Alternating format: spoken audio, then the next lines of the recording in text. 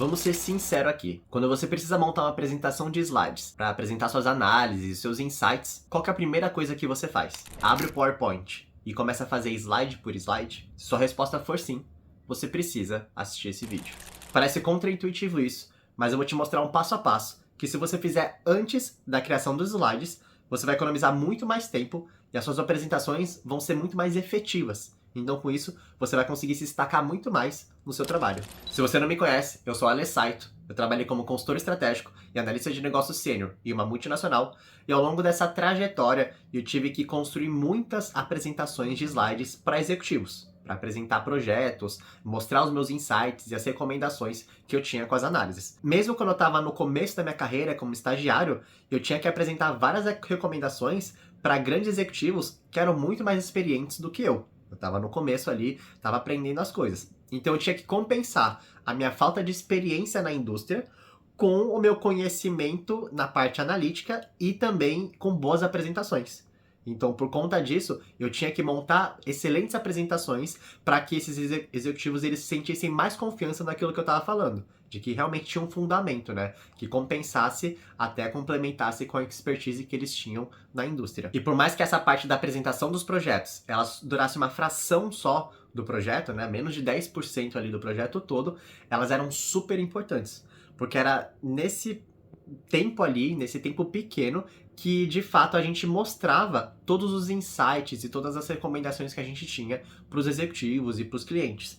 Por mais que ela ocupe uma parte pequena ali do projeto, ela é a parte mais visível, a parte que você apresenta ali, que você, entre aspas, vende tudo aquilo que você fez. Então não adiantava nada caprichar muito nas análises e fazer uma apresentação de qualquer jeito, porque senão os executivos não compravam a ideia. E o engraçado é que eu vejo que muita gente não acaba fazendo isso, então acaba só focando na parte da análise e esquece a parte da apresentação, sendo que ela é extremamente importante, né?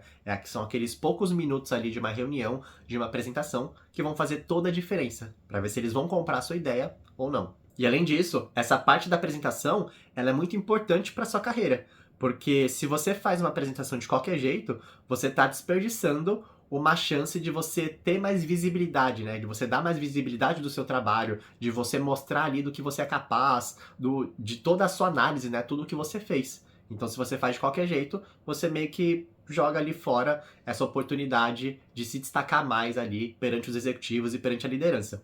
E mesmo que você não faça apresentações ainda para o alto escalão aí no começo da sua carreira, você só vai começar a ser chamado a fazer a apresentação para executivos quando os seus gestores eles sentirem confiança de que você está preparado. E você só vai estar preparado quando você começar a fazer. Então, logo no começo ali da carreira, já é importante você treinar essa parte da apresentação, né? Porque aí você ganha mais confiança, você mostra mais confiança também para os seus gestores, e aí com isso você ganha mais visibilidade dentro da empresa. Mas mesmo assim, vamos supor que você já esteja convencido de que a parte da apresentação é importante para sua carreira.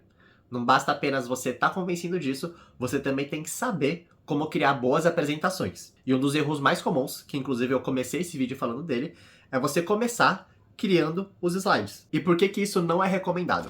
Tenta imaginar aqui o processo de criação de slides como se fosse o da escrita de um livro. Se você começa ali escrevendo página por página do livro, as chances de você errar alguma coisa ou ter que fazer mudanças mais estruturais, né, de ter que voltar algumas páginas para refazer alguma coisa, mudar ali, acrescentar um personagem novo que você não estava pensando, e você tem que mudar ali tudo no meio da história, as chances disso acontecer, de dar retrabalho, elas são maiores. Isso porque você começou na parte micro, então escrevendo essas páginas por páginas, linha por linha. Se você tivesse uma visão mais macro antes, talvez as chances de você mudar algo de forma estrutural, que dão mais trabalho, elas sejam menores.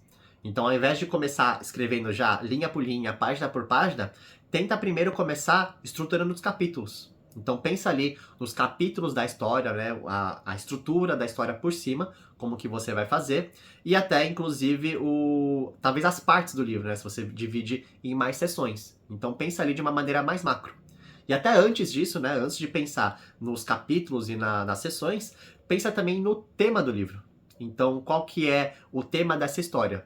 Será que você está falando de um grupo de jovens que vai passar as férias num castelo mal assombrado? Ou a aventura de um historiador em um reino perdido? Enfim, ela tem que ter uma temática que vai moldar ali toda a história, todo o enredo a partir de então.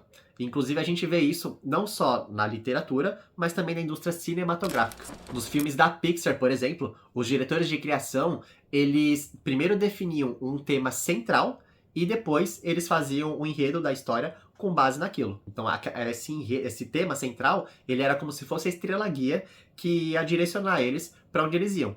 E esse enredo, ele mudava de tempos em tempos, né? Então ele podia ter umas mudanças ali, bem bruscas, inclusive, do enredo, mas o tema central, ele era o mesmo. Então ele que acabava guiando e direcionando para onde os diretores de criação, eles tinham que caminhar. Só que antes até de definir o tema do livro, é importante você saber o contexto dessa obra. Então você está escrevendo para que tipo de público, por exemplo? É para um público de jovens, que quer mais fazer uma leitura para relaxar, ou para um público um pouco mais maduro, que quer fazer uma leitura mais reflexiva, né, com uma linguagem um pouco mais rebuscada, que quer ter alguns insights ali no meio da obra. Então, enfim, depende ali do contexto da obra, você vai ter uma escrita diferente, a construção da história também vai ser diferente, tudo isso vai impactar no decorrer ali da sua escrita no livro. Então, se você tem tudo isso definido antes, a sua escrita vai ficar muito mais fluida, né? O processo todo vai ficar muito mais fácil. E como que você aplica tudo isso no processo de criação de slides?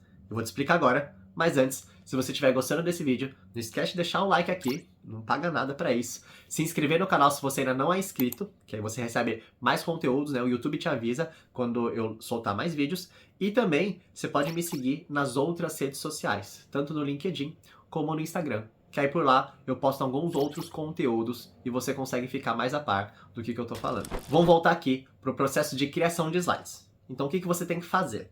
A primeira coisa é você mapear o contexto da sua apresentação. Então, qual que é o tipo de público que você está apresentando? Qual que é o objetivo daquela apresentação? É uma apresentação que é para vender?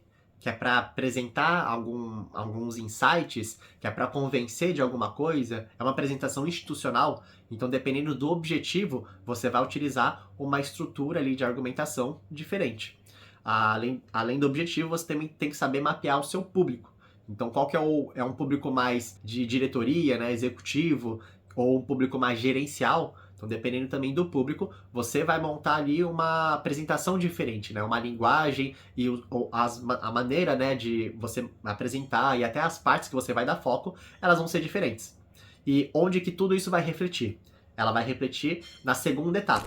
Então, uma vez que você mapeou o contexto da apresentação, você vai montar a estrutura da apresentação. Então você monta ali o esqueleto dela por cima. Então, quais são as seções da apresentação, como que elas se encaixam, como que você vai colocar elas, qual que é a lógica argumentativa que você vai utilizar ali, qual que é a linha de raciocínio, né, que você vai criar para poder apresentar. E aí tudo isso vai ser com base na etapa anterior, no contexto que você mapeou. Então, como eu falei, se for para um público executivo, você pode focar numa linha argumentativa mais direta, então com os argumentos de suporte, né, do que você está falando. Agora, se for um público mais gerencial, você pode focar mais nos planos de ação para você conseguir chegar ali naquela solução. Então, mais no como que você vai fazer para chegar na solução, e não de fato na solução em si, que é o foco maior do público executivo normalmente. E aí você pode ser um pouco mais detalhista do que comparado com o público executivo. Então veja que, dependendo do contexto que você mapeou, a estrutura da apresentação, a forma como ela vai ser montada, ela vai ser diferente. E aí depois, uma vez que você montou o esqueleto da apresentação, você define o enredo dela. Então qual que seria o famoso storytelling, né? E aí seria mais como que você conta a história por cima. Tá? Não precisa dar uns detalhes em si, mas é mais como que você liga a sequência dos fatos dessa história, né, dessa apresentação. Que aí pelo menos você sabe qual que é o enredo dela. E aí, por último, na última etapa, que aí você de fato começa a preencher os slides. E aí você vai perceber que vai ficar muito mais fácil você fazer esse preenchimento, porque vai ser nada mais nada menos do que você detalhar aqueles pontos do enredo que você já montou. Então você não vai ter que ficar se preocupando muito em fazer mudanças estruturais, né? Em pegar esse slide, colocar no começo, ou tirar alguns outros slides, ou ficar faltando algum slide lá no final, que você só descobriu depois, né? Que às vezes faltou algum dado que você tem que pegar.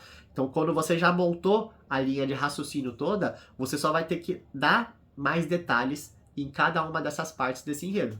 E aí você preenche com os gráficos que são mais adequados para suportar aquela mensagem, ou até os textos, né, diagramas, enfim.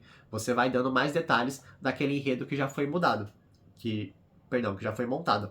E perceba também que essa abordagem de pensamento, ela é uma visão que você parte do macro e depois você vai indo para o micro. Então você primeiro definiu o contexto, né, como ponto de partida, e aí depois, logo em seguida, a gente definiu o esqueleto da apresentação. Então como que ela é vista ali no todo. E aí depois você foi um pouco mais pro micro e definiu o enredo, então como que a sequência dos fatos, elas vão estar conectadas. E aí, por último, você foi no micro, que é dando os detalhes, né, que aí seria montando os slides por slide. Então quando você faz esse tipo de abordagem do macro pro micro, as chances de você ter que fazer alguma mudança estrutural, elas são menores. Porque aí você já definiu ali o macro como um todo. Agora, se você começa do micro, então indo primeiro de slide por slide, você não tem uma visão do todo. Então você não sabe como que a história, né, a apresentação, ela vai se desenrolar. E aí pode ser que você tenha que fazer algumas mudanças ali estruturais que com certeza vão te dar mais trabalho na hora de você montar os slides. Então se você seguir essas etapas anteriores, a criação de slides, de você mapear o contexto, de você montar o esqueleto da apresentação, a estrutura, e depois você montar o storytelling, o enredo, você vai ver que vai ficar muito mais fácil o seu processo de criação de slides. Você vai economizar mais tempo e vai criar apresentações muito mais efetivas para o seu público. Bom, fica difícil aqui eu explicar todos os detalhes em um único vídeo, então se você quiser aprender de maneira mais aprofundada, como que é o passo a passo, como que você mapeia direito o contexto, como que você monta ali as sessões da apresentação, principalmente para um público executivo, né, o que eles valorizam, quais são os elementos que eles valorizam, ver mais exemplos, saber quais elementos do gráfico, né, você dá mais destaque, que tipo de gráfico você coloca em cada situação. Então se você quiser ver tudo isso com mais detalhes, você pode acessar o meu curso, que eu vou deixar aqui o link na descrição para você ter mais informações. O curso se chama Análise de Negócios na Prática e mostra não só essa parte da apresentação, mas também todo o processo da análise, né, que você faz antes de estruturar a apresentação. E aí, gostou desse vídeo? Comenta aqui embaixo o que você achou dele e se você já fazia dessa forma que eu falei ou se você começava fazendo slide por slide. Então eu vou ficando por aqui, um abraço para você e até o nosso próximo vídeo.